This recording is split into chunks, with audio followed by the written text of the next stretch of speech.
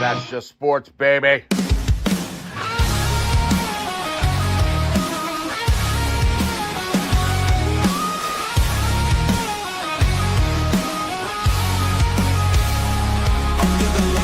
Crowd goes wild, strawberry ice bringing fire and style. Reds, Bengals, Bearcats, all in my zone. This is my stage, my mic, my throne. Boom, like a hammer, I'm breaking the game. Strawberry ice, you're gonna know my name. Sports Talk Thunder, hear the podcast roar. Cincy fine is kicking down the door. Step into the ring where the passion ignites. Talking sports all day and all night. From the field to the court to the roaring stands. Strawberry ice with the world in my hands. Boom, like a hammer, I'm breaking the game. Strawberry ice, you're gonna know my name. Sports Talk Thunder, hear the podcast roar. Cincy fine is kicking down the door.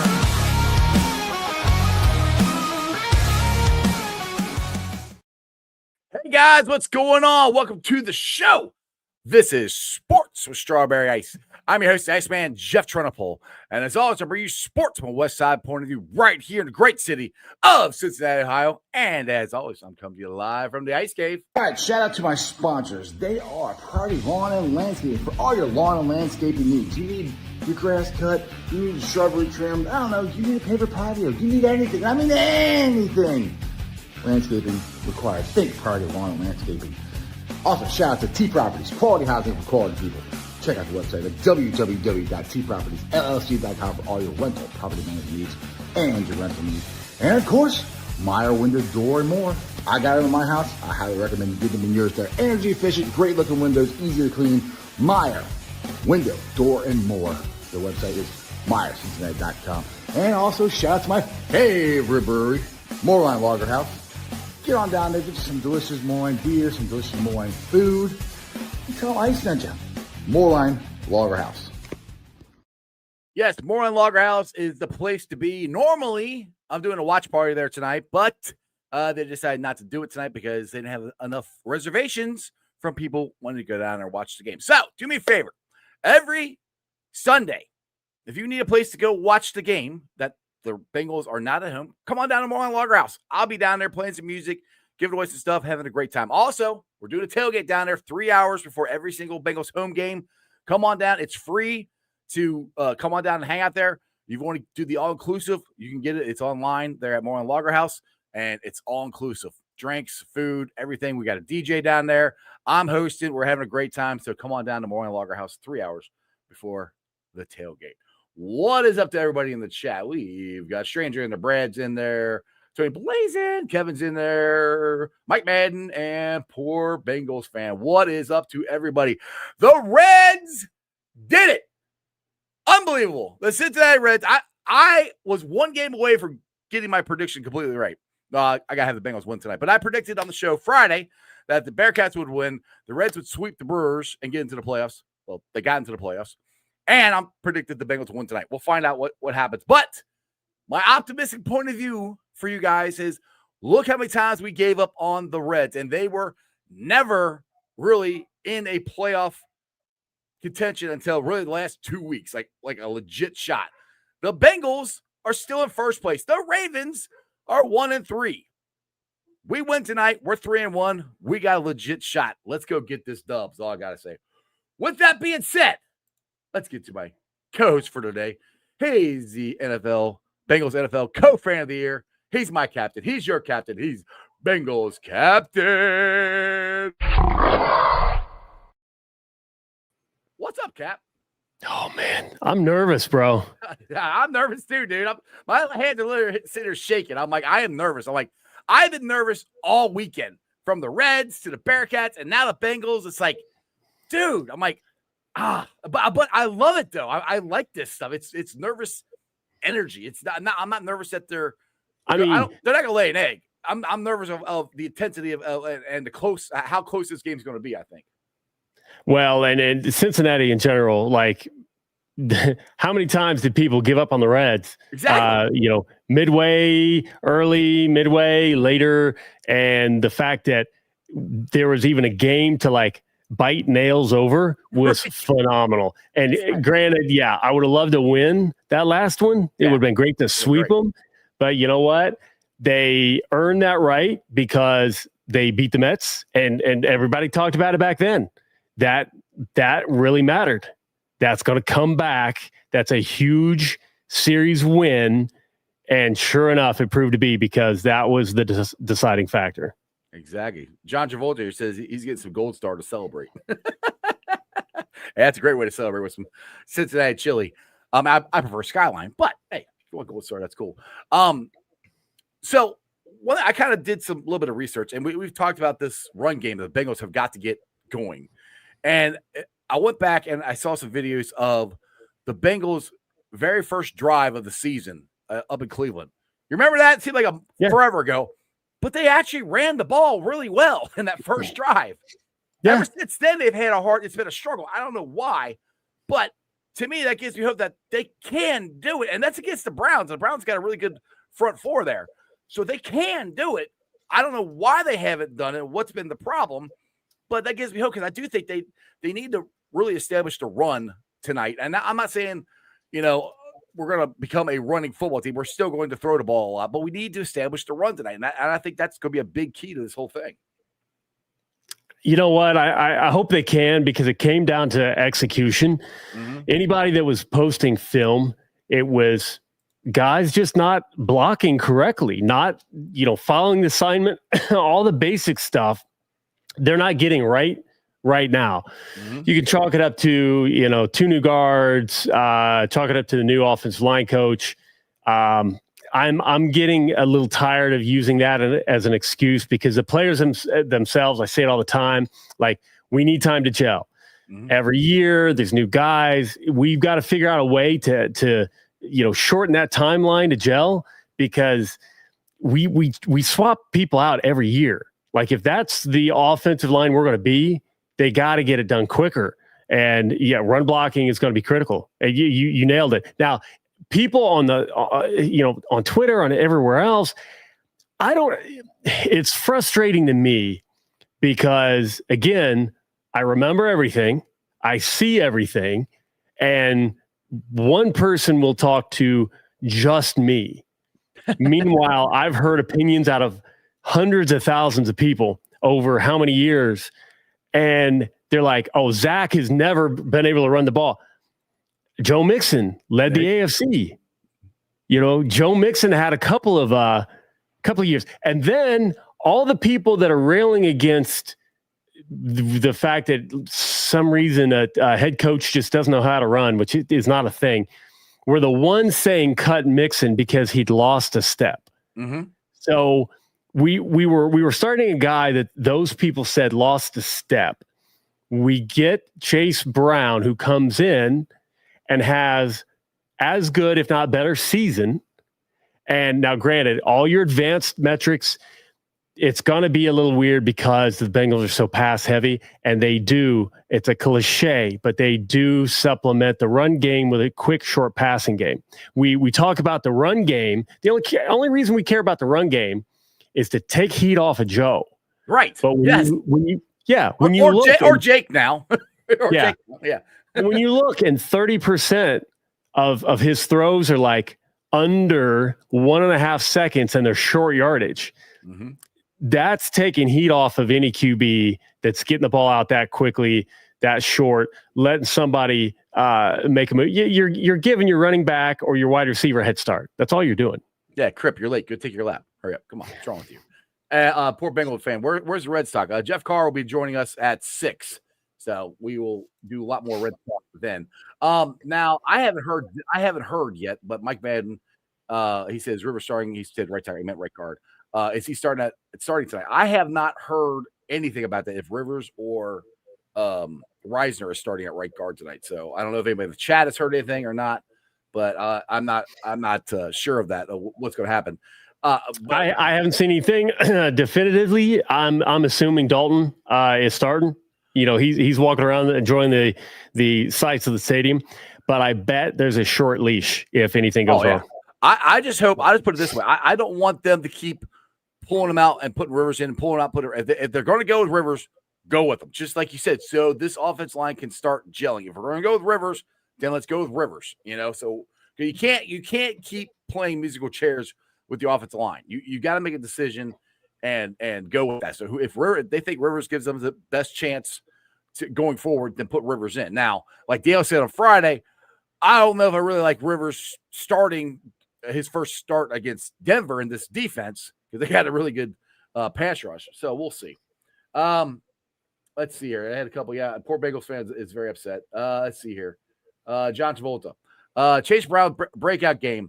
He's been a dud so far. Today is 3 TDs. All right. Hey, John, anytime you want to come on the show, I'll send you a link.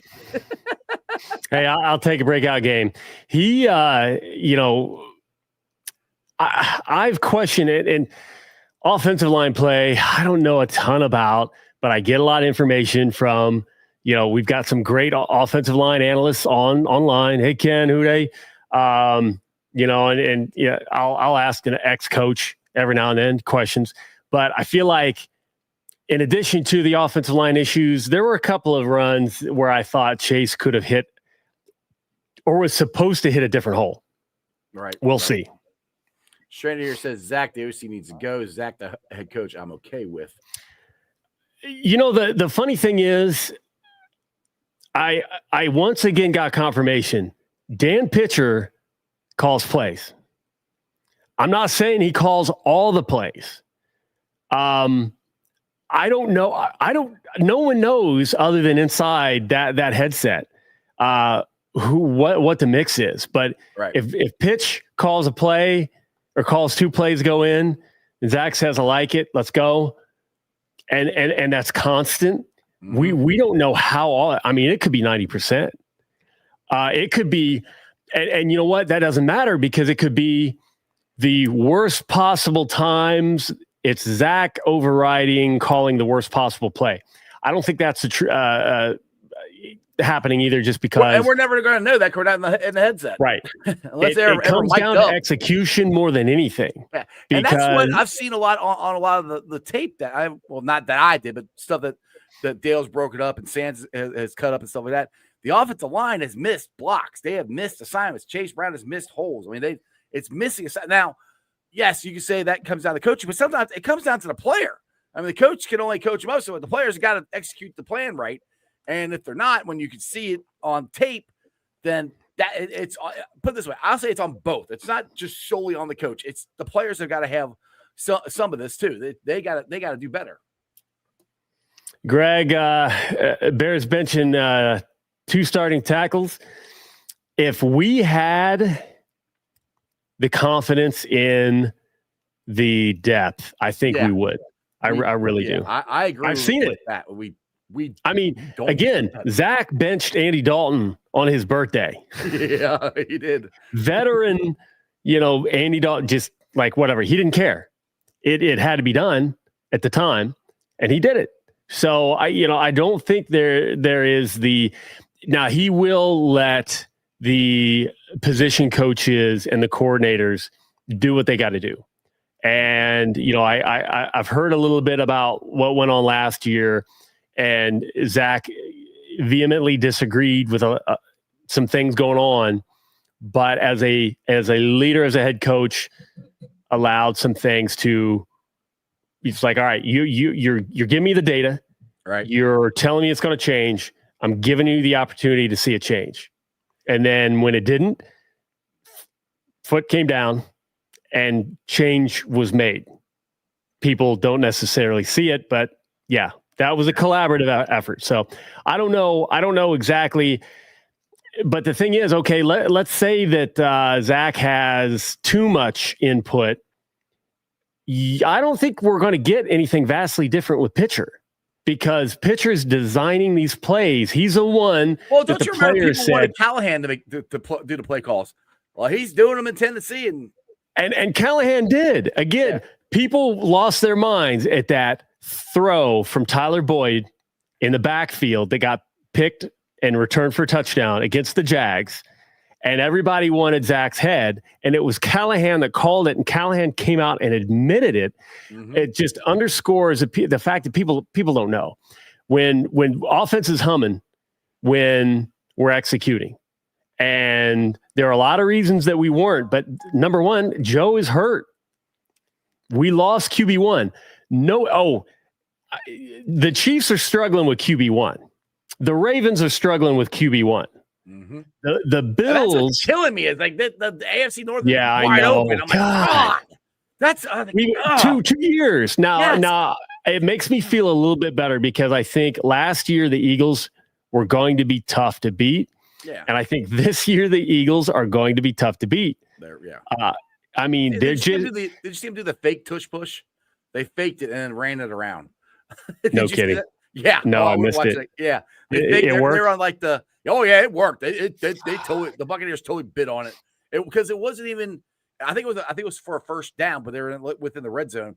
And they totally faked it and flipped it out to the running back. I think it was. He walked into the end zone. Ricky Bobby here wants to know where I got this shirt from. I don't know. Cookie girl, Cookie lady got it for me. So I don't know where she got it. So if I can find out, I'll let you know.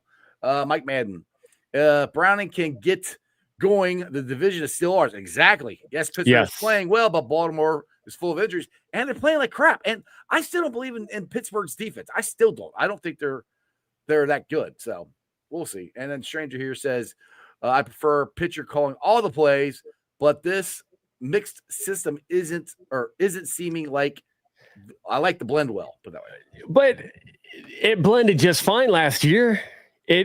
So far it was rolling just fine. Last time with Jake, the biggest difference right now that I feel like we're seeing, man, yeah. No, Dustin. Hopefully, I'll take the Bills in a heartbeat. Like the Bills fans, a large chunk of the Bills fans on Twitter are toxic. But I mean, I just think that's Twitter. Like if anybody's on the come up and they start playing well, and everybody's jealous of Joe, anybody on Twitter just is going to talk smack, about Joe and blah, blah, blah. But I like Josh overall. I like the Bills. And the fact that it would be McDermott and Allen, and they say, oh, well, if a QB hasn't won it, a QB coach combo hasn't won it in year whatever, they'll never win it, which is just because it's happened doesn't mean there's this weird barrier. I would love to see them break that down. If Josh Allen gets it first, well, he's been in the league longer. Okay. Whatever. If it can't be Joe, I wouldn't care about Josh. But, Pat, Lamar, no. Anybody but those. Anybody but those. John, statement game. Next man up, proving the doubters wrong. Jeff and Cap, how about them Reds? Woo! Let's make a win tonight. Yeah. That's the thing. Is like, I wrote an article about this on my Substack. If you guys haven't subscribed to my Substack, please do. It's our Sports with Strawberry Ice.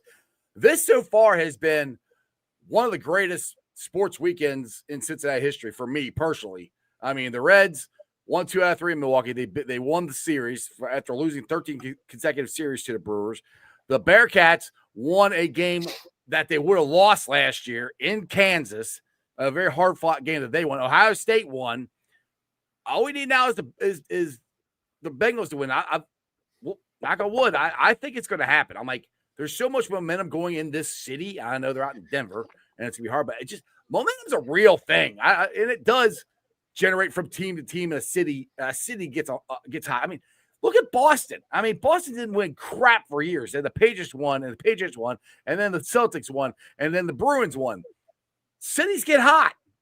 Yeah. I think this weekend Cincinnati's hot. I think, and you can call it hope, you can call it whatever. I think we win. Chops in the house. So poor Bengals fan. It's Pittsburgh's division. He says always has, always will be. Like they haven't won it in how long? No, yeah, they've been irrelevant for years. So hey, now Aaron Rodgers is playing like old, young Aaron Rodgers. I don't know that he can sustain that. Like he looks really good, and I have my doubts if he would sustain that. Jawan, Steelers haven't played the meat of the schedule yet, like Buffalo, Green Bay, and I'll throw Indy in there as well. Yeah, exactly. I agree. And Aaron Rodgers is going to start waking up those Monday mornings, and the aches are going to get a little achier. The pains are going to get a little more painful. Anybody in their 40s, Yep, you know it. It's going to happen. Dustin Cap, you being a high state guy around day, stepped away from play calling last year so I can better manage the team. I'll always be open to. Oh, absolutely. Again, if we were, so people complain. It's so funny because we'll have an issue with a timeout, and it will feel like it's just directly related to the play call came in too late, and it was for no reason other than just dumb stuff. Now sometimes the play call come in late, it's legit. It happens. But, the fans will leech onto that one. It's like, oh my God, Zach Taylor does this all the time, every game. And then games go by and it doesn't happen and no one notices. And then it happens again, like, oh, I told you. It's confirmation bias. So if he was having consistent problems managing the games, and it's funny because I saw the little article about Callahan giving up play calling duties, and somebody had linked that and said, oh, I wish that would happen in Cincinnati. Well, the writer of the article actually disagreed that it was going to help, which was hilarious. And that happens all the time. And he said, you know what? It might help with some of the game management things because this person had a lot of issues with Callahan's handling of game situations and clock management. But when you look at Zach, we do pretty well, trying to get that last score going on the half, trying to do a little ball control. There have been a lot of huge decisions that fans have disagreed with, but when you look at it, we won, and we won because he made the right choice. So the game management thing, I think we're okay. Now, I would offload it myself just so I could be the manager better. If I'm bored, I'd rather be bored and not have anything to do at that moment in time than potentially need to focus my attention on some bigger piece to get somebody right. And I'm worrying about the clock. Now, how they manage it, great, whatever. But I just don't think the play calls will change between the two. All right, I missed. I'm trying to get to these. He's got all right. Hold on, he got two. Let me get them both up here. Captain, they haven't lose the season under Tomlin. Yeah, they haven't had a playoff win in like 15 years either. Yeah. So basically, congratulations, Tomlin being Marvin Lewis. Yeah, exactly. And then this one, Zach has more losing seasons than winnings. That's wrong. Yeah, what the hell? He's only had one losing season. That was the first two. First 2 years. That was it. Yeah, and the first year he's rolling with Marvin Lewis's roster and no QB. Second year he has a QB for a couple games, and then loses said QB. Still Marvin's roster. Now that third year, he finally gets to make a statement impact, and they go to Super Bowl. I mean, exactly. Tomlin ain't done shit besides win. Yeah, he won a Super Bowl with Coward's team. Yeah, I'm like, what are you talking about? I'm like, poor Bengals. I love the comments, but at least be right. Juwan here, talking to Reds. Hunter Green throws another gem tomorrow night, and we knock Blake Snell around. Book it, and hopefully no weather delay. So because what we only have to win two. We only have to win two. Yeah, we only have to win two. But chat? Tell me what's the weather delay that possibly could happen in Denver tonight? I saw Mike Madden. Lightning. I saw lightning. Oh, it's lightning. Okay. Yeah, there's a lightning warning. I just assumed that was because Jamar and T got in. Exactly. So this is definitely the comment of the show so far. Yes. What is wrong with you? And so you know what? I hope poor Bengals fan. I hope we get some Lombardis for fans like you and me, but also for poor Bengals. We all deserve to see that. I mean, just because I'm not going to live my life like on the negative, but like people got to understand. I encounter comments like these all the time. And I mean, just factually incorrect stuff. So it's like, it's rough being me. I mean, winning, like how many times? What have they won? Well, I'm saying like winning, 9 wins. It's been number one, an insane defense. They have maintained an insane defense. You made a really good point there, and I've said this for Mike Tomlin is Marvin Lewis. Literally, he's Marvin Lewis. It's the same thing. Yeah, that's why I don't understand why poor Bears are there. Oh, he's so great. Like, what the hell has he won? He hasn't won anything. Really? look at he hasn't won a playoff game in 7 years? Something like that. Or long. I don't know. It's been forever. It's been forever. They have maintained. I went through that. I don't want that. They're still drafting well. Yeah. Marmar and Higgy fired up, ready to go. Oh, that's good to hear. What do you mean? All right, now you're just being silly. You can't win. Yeah, you can win constantly with Joe Burrow. Yeah, he's proven it. Yeah, it's that simple. That's when he's healthy. We have winning records, and we go to the Super Bowl and the AFC Championship game, and those are facts. Yeah. Anyway, poor man, I love you, but I'm gonna stop putting your comments there because they're just silly. I'll call him out though if all right, Dustin here. If there's any good ones. That's what I'm saying. Cap, not managing game situations, just managing the entire operation. Talking about Zach. See, and if we had major issues managing the entire operation, I would say I would be asking for it. I don't see that we are. I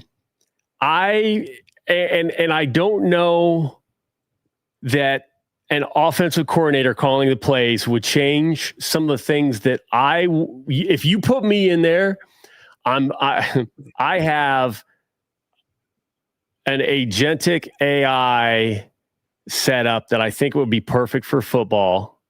So to those that you don't know, agentic meaning agents. So multiple different ones working together almost like a team. Mm-hmm. And basically I would give me all the data like at a moment's notice. My nerdy ass would be up in a booth and I'd be wearing the VR glasses and people would think, what in the hell is wrong with Cap? And I'd be looking. Honestly, I think people think that anyway. I would be looking at 100-inch virtual screen, live game feed plus data just streaming all the time because, okay, you've rehearsed, you've practiced, you've watched film, what this team does under certain situations, but you don't have all the data. You're a human. You can't. So crunching all those numbers. All right. Hey, this is what I'm seeing on the field right now. What are we up against? And then it pulls up. Oh yeah, actually this defensive coordinator with these type of players on another team happen to pull up this specific exotic blitz, blah, blah, blah. I was like, oh, hey, that might, just in case, watch for this. You saved the day. Also, my thing, Cap, is as bad as this offensive line is playing, I don't care what play you call. I mean, they got to play better. I've never heard anybody say it. I have never coached football, so this little quote doesn't mean anything. But I'm saying it. I'm sticking to it. I've asked coaches, and they're like, you know what? I agree with that. You can out execute a bad play call.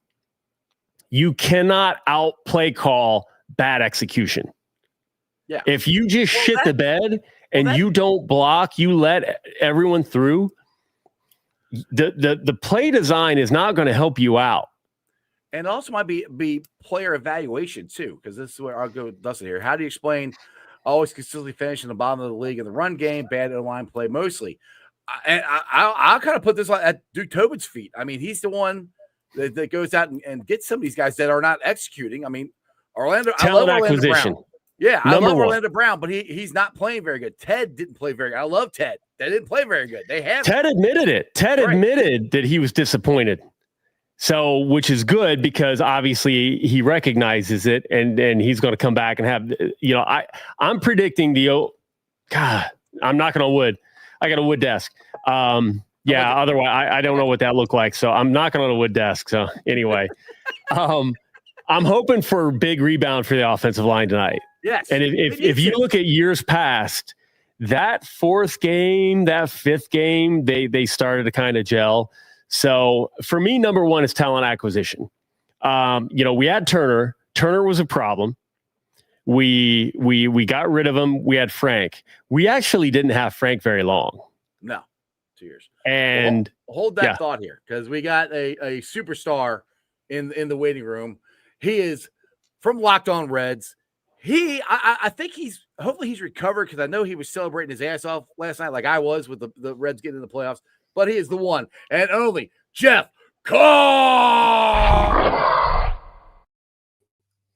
What's going on, Jeff? Yep, that's you. I was talking about you. Superstar? Superstar. Yeah. Hey, you were on the radio. You're on all kinds of stuff. You're everywhere, man. I don't know about that. I appreciate that, though. Thank you. we have two of the guys with the greatest beards in Cincinnati here. What is going on, Jeff? This is bad.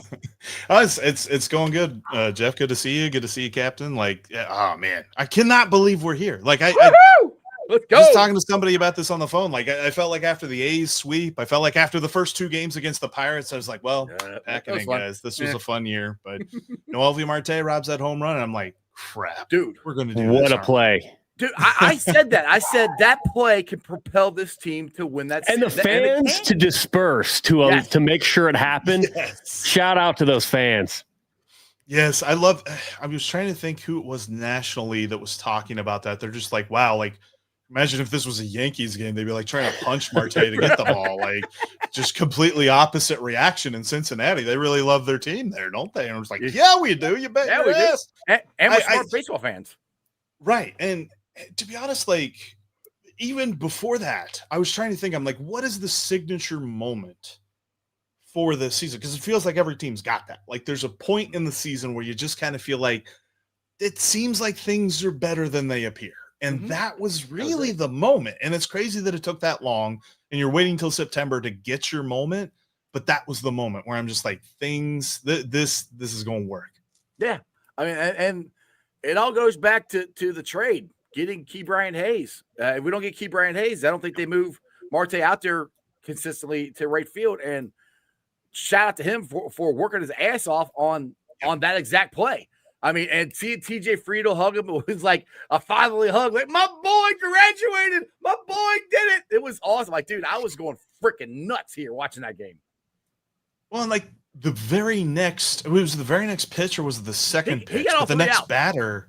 Yeah, because the next batter hits like a shot to right field, and he ranges over and catches that too. Is like, geez, all 3 outs are because of Noelvi Marte's glove. Like, what an inning that was. But then you go into Milwaukee, and we all just kind of felt like, all right, whatever you got. Feels like we're going to need a lot of help from the Marlins. Like, they still take 2 out of 3, and they haven't done that since 2022. And there was a lot about this team down the stretch that made me believe. And that's why, like, looking at this series with the Dodgers, where it's like, all right, nobody's giving them a chance. You know, Fangraphs puts 1.8% chance to win the World Series. Like, at that point, like, I feel like they're just giving them a number to give them a number. Like, yeah, we'll make sure it's not 0. You know, like, well, here you guys go. Here's 1. And so it's like everybody's looking at them like, yeah, why are you guys even here? So just go out there and win the whole thing, you know?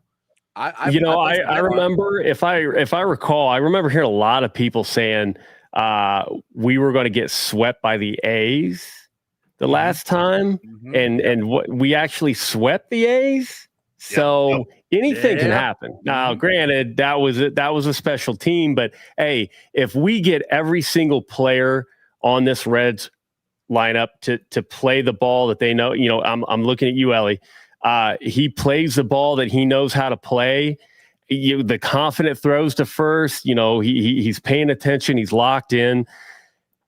We can do damage, huge damage. And Ellie has not really gotten really hot. Right. One time this season.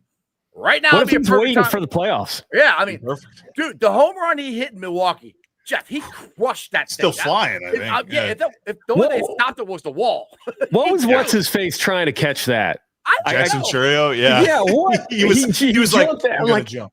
It's like you need a lift and a ladder, and then you might still need to jump to get that ball. Like, I don't know what it was. That was like the perfect dad move, like telling the kids, like, I'm going to touch this sign at the airport. It's like, you're so far away. I got this. Whoa, it was over the railing. Yeah, like second level. I'm like, dude, what are you jumping for?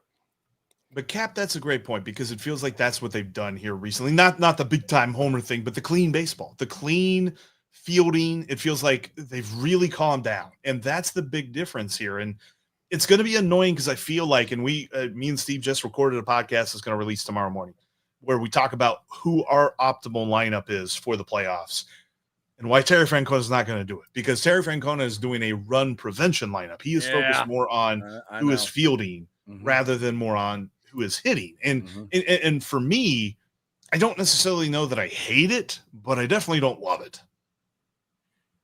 Yeah, I'm with you on that. I'm like, because we had this discussion, me and my son over the weekend, and I love Matt McClain, and I have not given up on Matt McClain. I think he's going to get it figured out. Maybe not this year, but I think next year. I put Lux at second, and then when we get the lead, then put Marte in there is the way I would do it. But I don't think that's the way he hasn't done it like that this whole thing.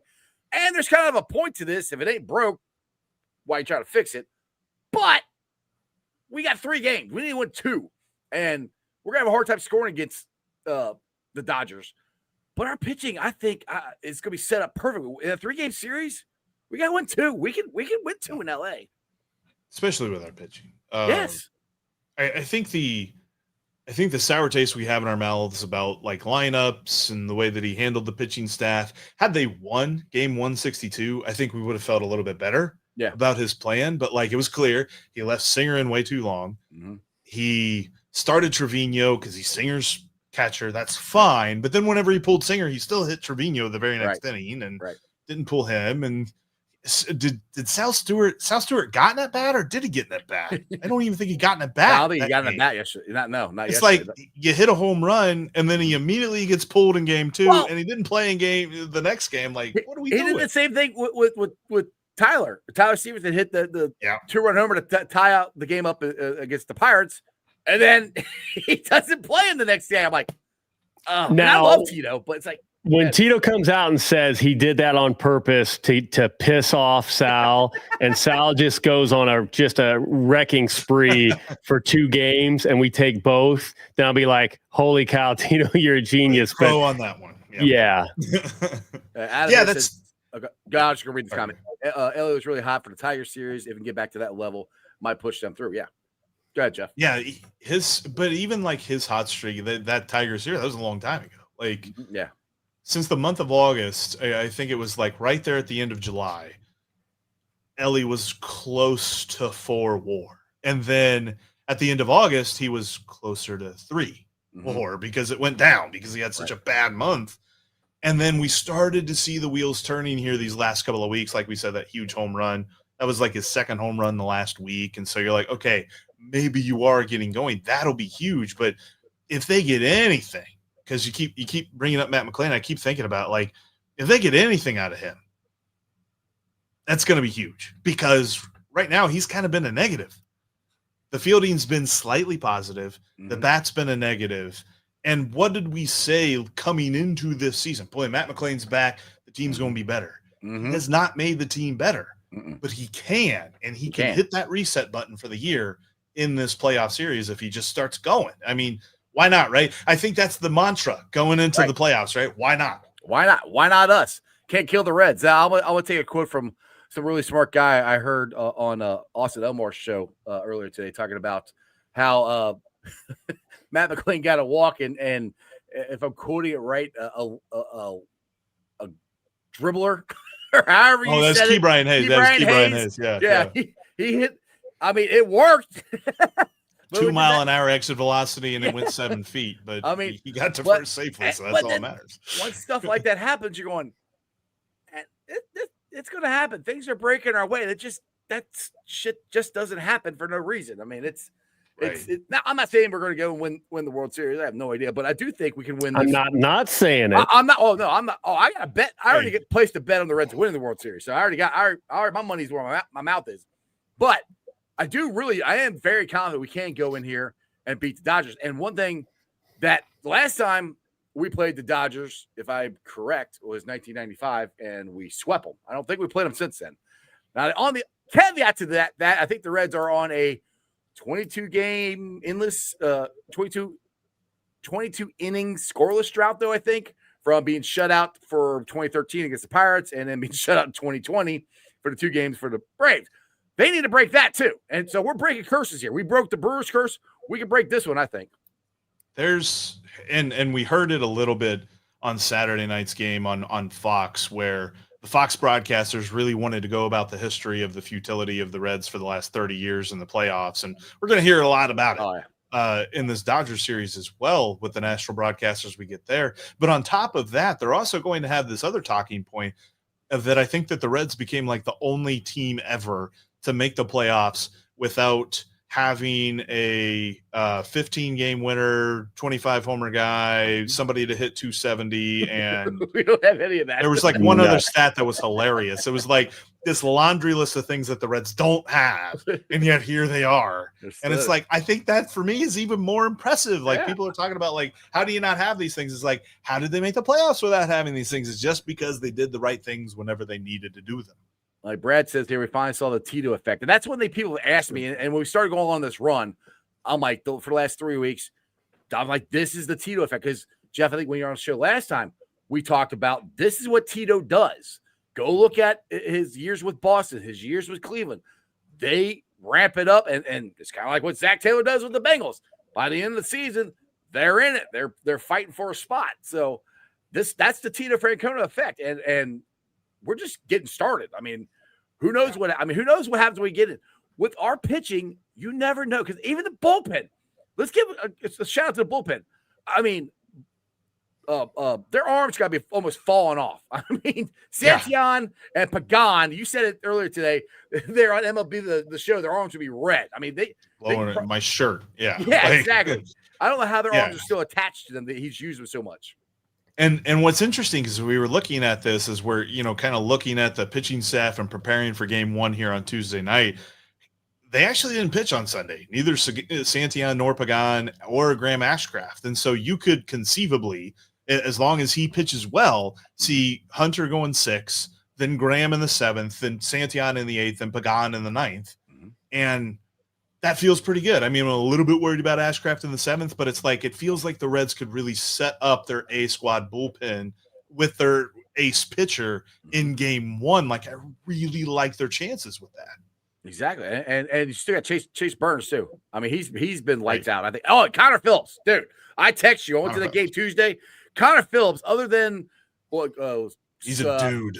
Well, Saturday's game, I don't think he was that the game he didn't do very good. But anyway, he's been lights out for most. Yeah, he did give up a run on Saturday. He gave a run, yeah. Anyway, he's been lights out, dude. I mean, the way he's pitching, if he continues this, I love Pagan, but Chase could be our Connor, could be our closer next year. The way he's pitching, which 100%. I'm not worried about that right now, but he's pitching awesome now. Let's get to some comments here.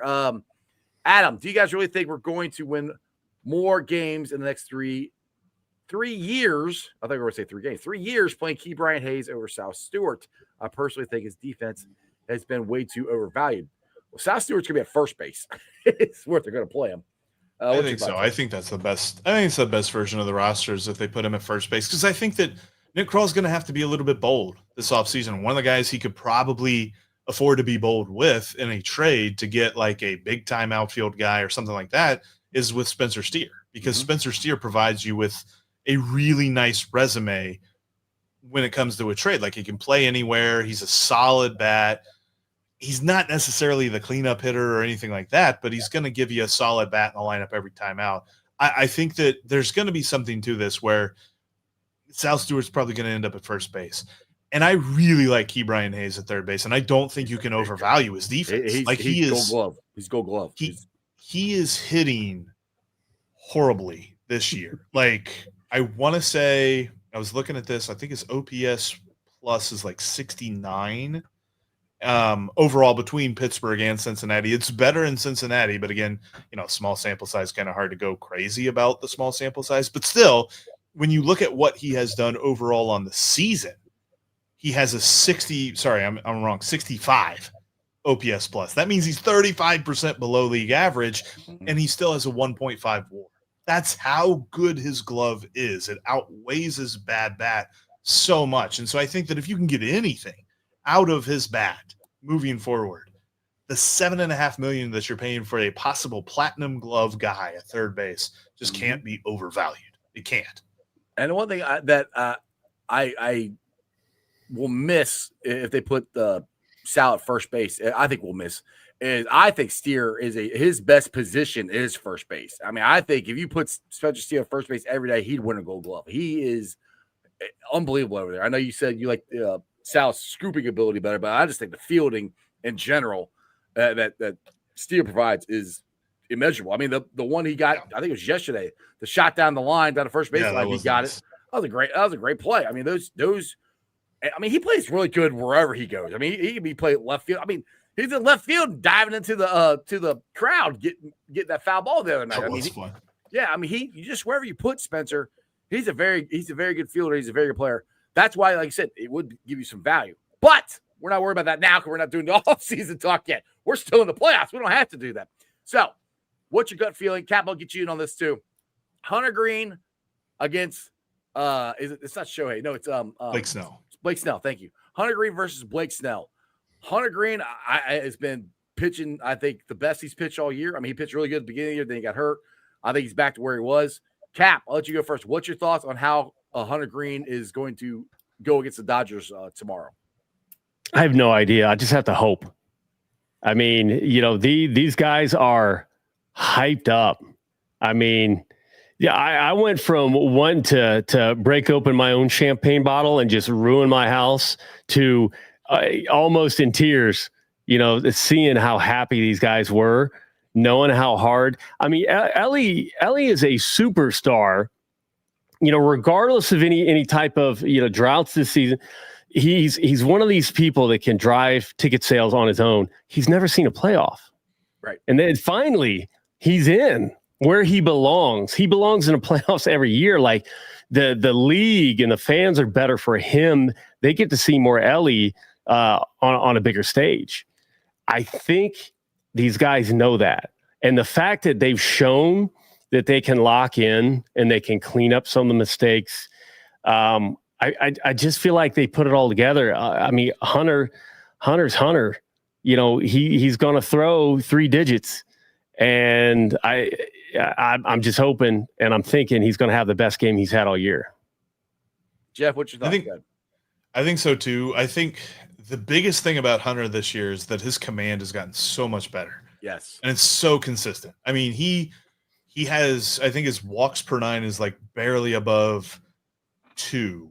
His walk percentage, so like league average walk percentage for a pitcher is 8.8%. He's at 6.2%. So he's 2% better than league average when it comes to walking people, and he still strikes out everybody at an elite rate. I think last I saw his strikeout to walk ratio was over 5. So 5 strikeouts for every 1 walk.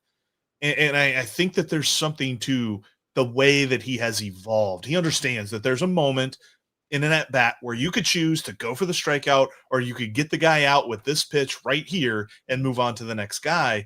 And he's okay doing that now. That was a mental hurdle that he had to get over early on in his career where you could tell he was trying to strike out everybody he faced. And he realized that, okay, I'm throwing 100 pitches in 4 innings. This is not helping my team. I've got to figure this out. Yes. And it seems like he has figured that out. The splitter is the big one. The splitter really helps him do that because he can induce a ground ball with it, get to the next guy, and keep on moving. Like, I think that he's got a real shot to go 6 innings here, and that just doesn't happen very often in a playoff series. Like that in playoff baseball, starters go 4 or 5.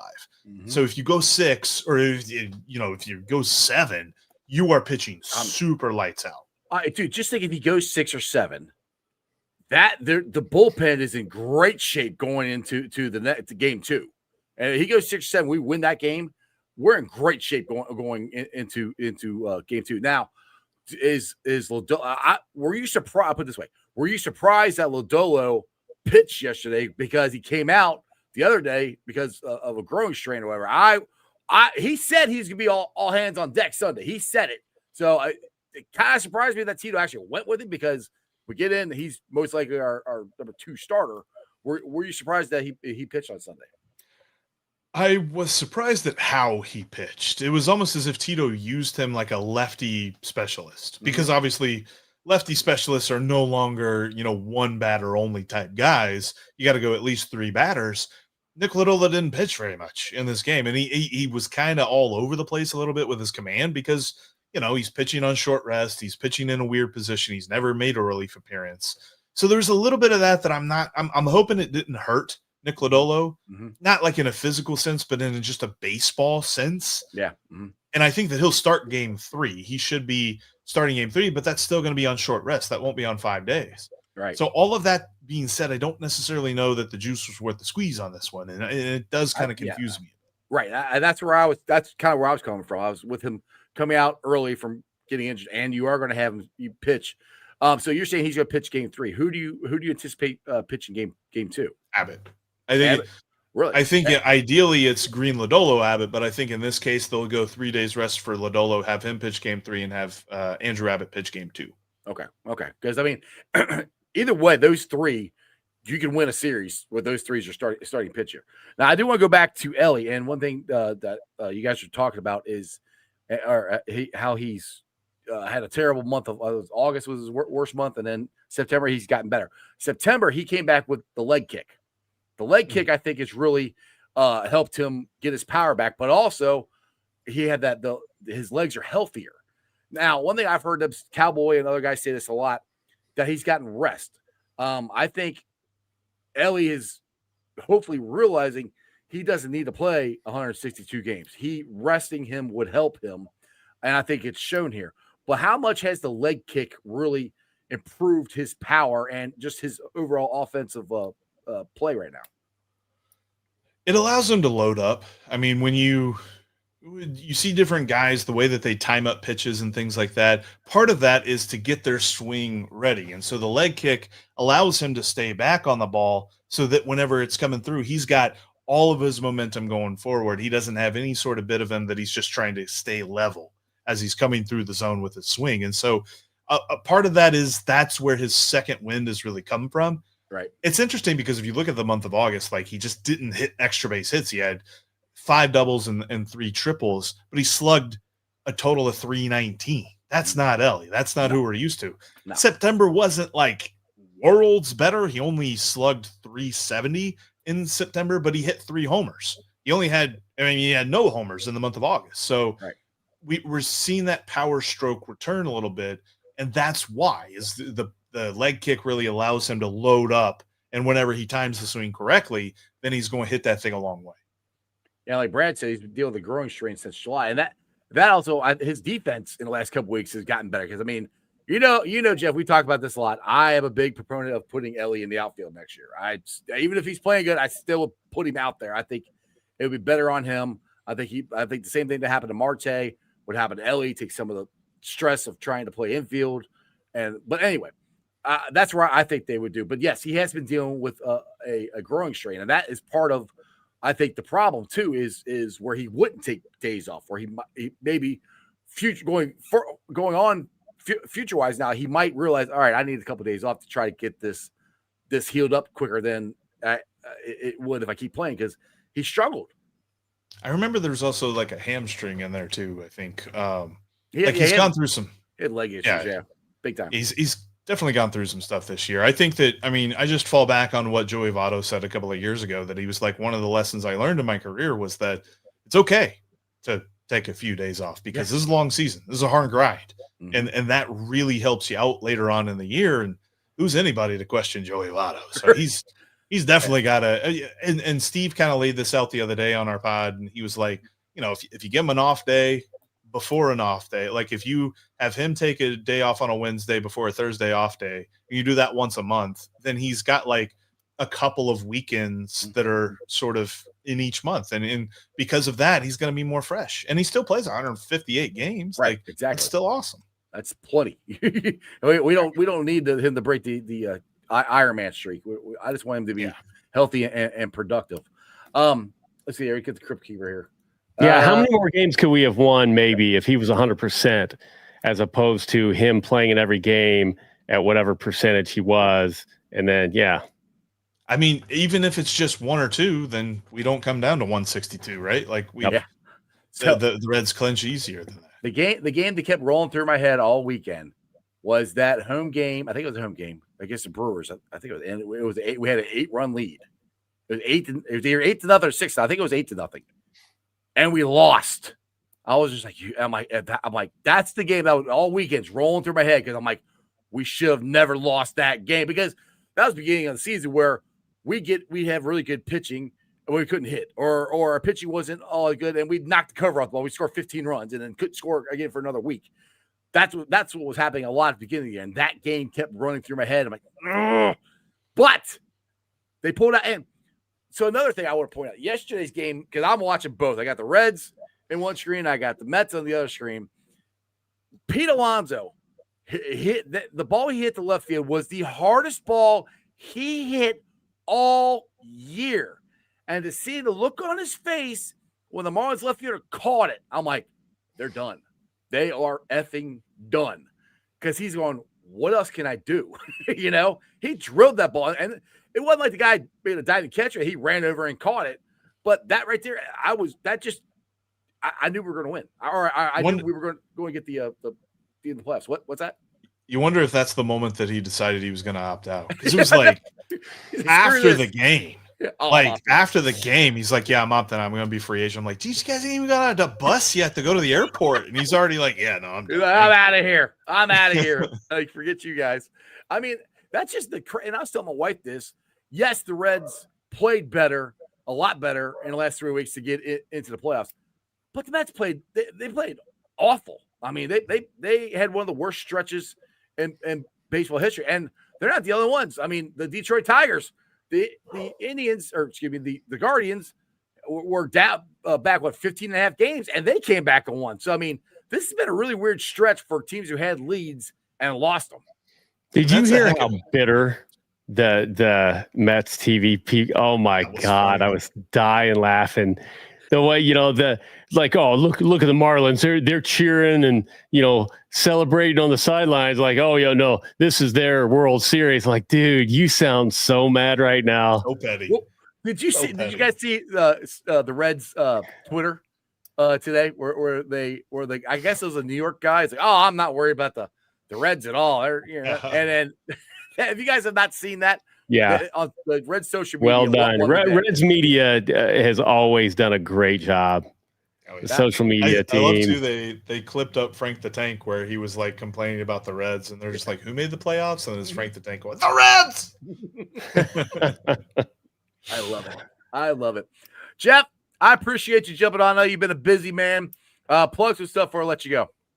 Yeah, definitely got a new show coming out tomorrow morning on Locked On Reds here on YouTube and on your favorite podcast app. Also got crossover. We're going to talk the series with our Dodgers host, Harry Ruiz, and going to tell him why the Reds are going to win in 3, and I'm expecting some laughter to come from him. So we'll see exactly how he reacts to that. That's going to be coming out at noon tomorrow. So make sure you check out Locked On Reds for all that and more. Also, for your our Bearcat fans, you got the new Locked On Bearcat. So plug that. Chad Brindle will be with me tomorrow. They won Saturday in Kansas, which is awesome. Good. Now they get Iowa State. Yeah. It's going to be fun.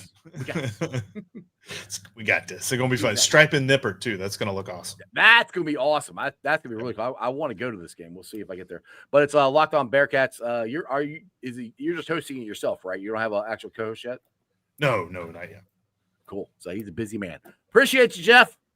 Take it easy, guys. See ya. Cap, what are some final words of wisdom you have for Hootie Nation and Reds country here? Because we're talking a little both here. I like him. Oh, Jeff. He's good. He's awesome. I just realized, like an asshole, I was not following Locked On Reds. What? Now I am. All right, there you go. If you're not following Locked On Reds, you should be, because he knows his stuff. Or follow Jeff Carr in general, because he does a good job. Him and Stephen Offenbaker, they are the two guys who do Locked On Reds. Both of them are great follows on Twitter. All right, Reds information. I'm so lazy about following anything just because. I like it. Ricky Bobby says I honestly think we got a good chance against the Dodgers. Exactly. I think we do too. I mean, it's a 3-game series, people. 3 games. We got to win 2. That's it. I don't care if it's in LA or not. Like I said, if Hunter Green comes out and makes a statement and shuts him out for 6 or 7 innings or only gives up 1 or 2 runs, and the Reds score 1 or 2 runs and we're winning when he gets out and we steal game 1. So everybody try and I feel weird. I'm not telling anybody what to do because I'm a Reds fan, but people talk about all fans are the same and everything else. And, the haters of me try to say like, I think I'm a better fan of the Bengals. I'm like, no, I don't, I think it's been apparent having heard from me enough. I do think that there are better Reds fans than me. It's just the way I feel and think because I don't go all in. Like I've got enough energy for this right here. And then I'm a fan. So when the Reds lose, I'm like, that sucks. Like I've been bothered and we have a winning record and I have been like physically, mentally, and emotionally bothered about the state of the Bengals right now.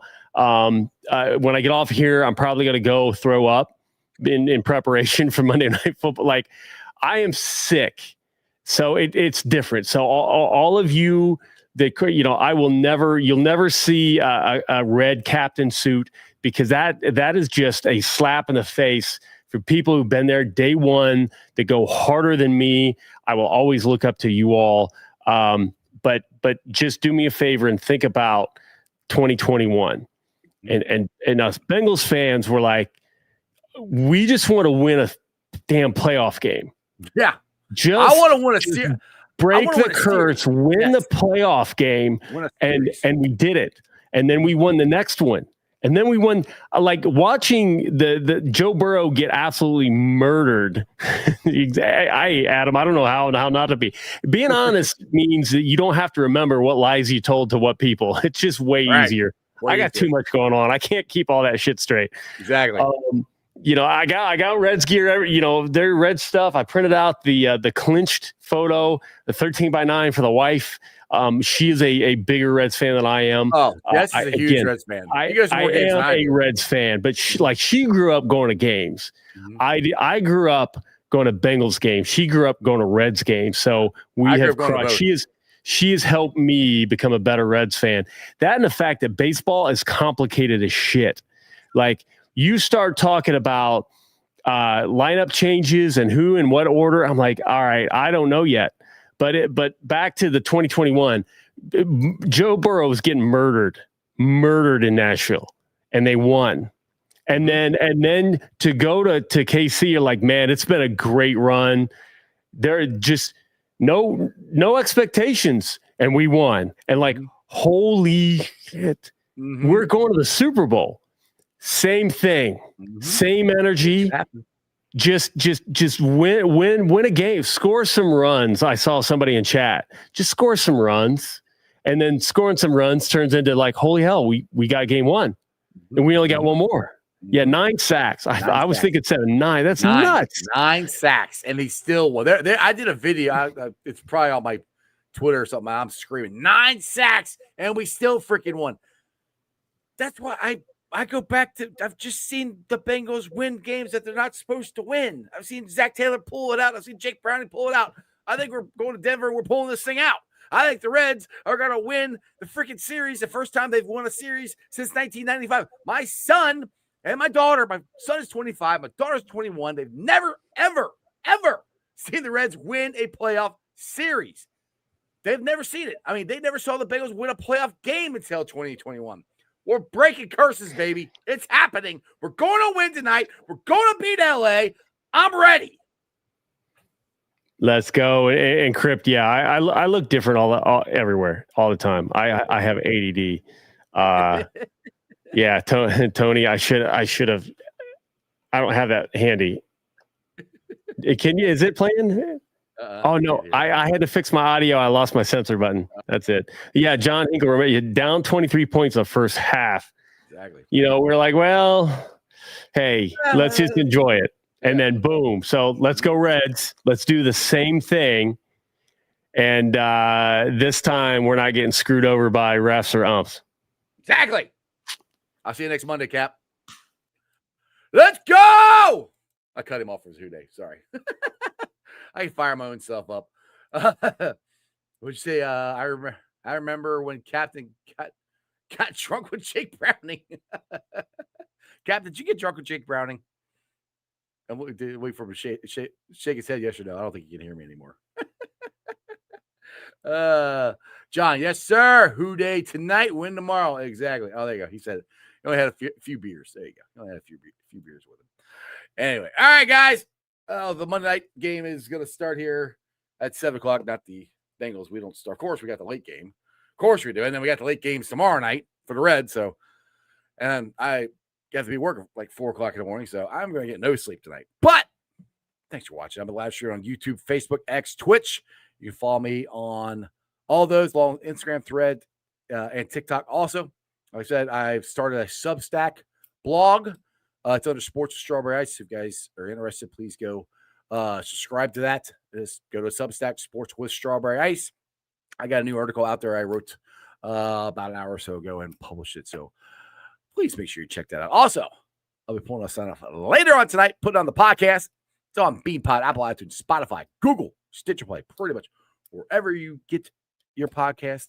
Do me a favor, listen to it, rate it, like it, and review it, and leave a comment and a 5-star review so more Cincinnati fans can find my podcast.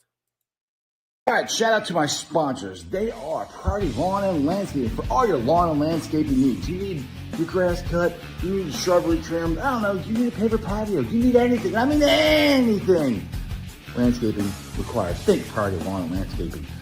Also, shout out to T Properties, quality housing for quality people. Check out the website at www.tpropertiesllc.com for all your rental property management needs and your rental needs. And of course, Meyer Window, Door, and more. I got them in my house. I highly recommend you get them in yours. They're energy efficient, great looking windows, easy to clean. Meyer Window, Door, and more. The website is MeyerCincinnati.com. And also, shout out to my favorite brewery, Moorline Lager House. Get on down there, get you some delicious Moorline beer, some delicious Moorline food. And tell them I sent you. Moorline Lager House. And just to make sure you guys are mentally ready for this game. Do you believe? I do.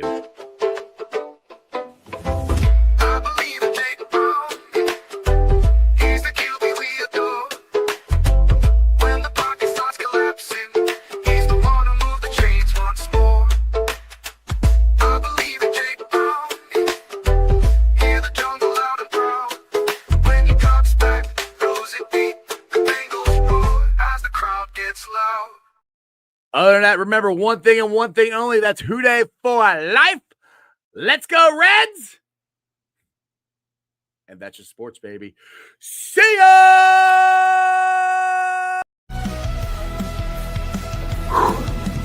Another great show.